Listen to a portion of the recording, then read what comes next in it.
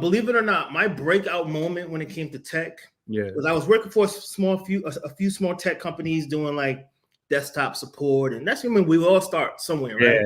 Help desk, baby. Yo, help desk, man, getting those tickets done, right? Hey. And but I wanted to know back. Yo, I wanted to understand back end. Back end was important.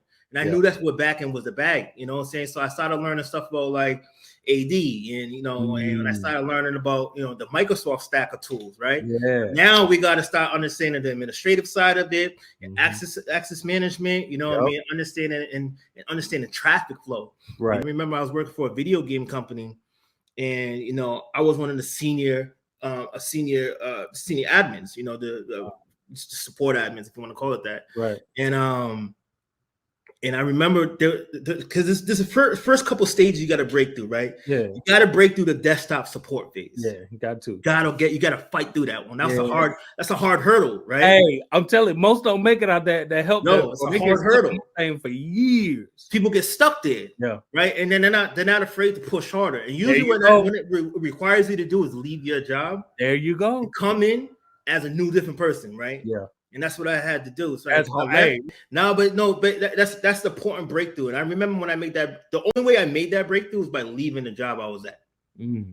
Right. And was this one of those things I knew I could have made it to an L3, you know, senior desktop support. Yeah. But I'm still stuck at maybe 40,000 an hour. I mean, 40,000 a year. Right.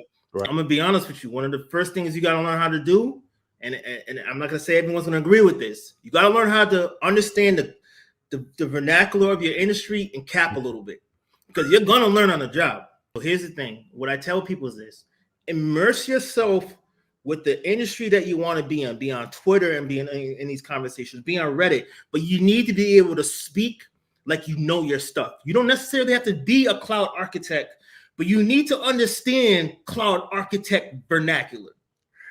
Hey, that means you need to know your acronyms. That means you need to know your terminology. That means you need that, like you gotta dress it up. Hey, you gotta dress it up, because here's the thing: they're gonna judge you. Yeah, right. They're gonna judge you. You know, if you're not being tested, you can get a pass if you know. You know, so if they tell you, hey, so we noticed that one of our BGP peers dropped, and then we lost a network connection, and you know, PagerDuty starts going crazy, and what would you do in a situation like that, right? You know, and you're gonna have to be able to make up a story on the fly. Yep. Throw those words in there. Yep. You know what I'm saying? You better talk about disaster recovery. You know, that's what you want to hear. You want to hear that you went through a scenario. There you go. Even if you have to make it up. So listen, I capped my way all the way up to Google. So I'm an OG when it came to that capping. Yeah. You know what I'm saying? But I learned. I love that. I'm an OG when it comes to that capping.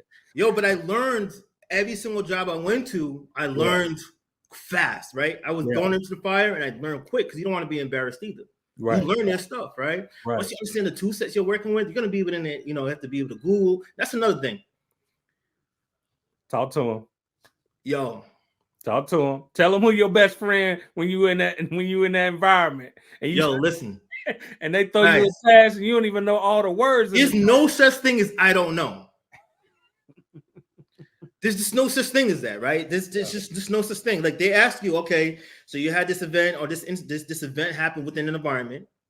So what did you do? I don't know. I was trying to contact somebody. You know, nah, that's not gonna fly. Google is your best friend. Google is your wingman. Google is JC's homie. Like, Google is your power pack. Yo, there's no, I didn't know how to script that. Yo, son, there's tons of PowerShell scripts, so you can listen. There's no excuse, right? And now in the era of AI, that you definitely don't have excuses anymore, right? Man, that's a good thing. AI should be, you know, an AI tool, for instance, just as a Google Bard or ChatGPT, whatever, or even with the Microsoft Genie, whatever. That should be like your little dog friend, your little dog that can answer, that's going to help you through.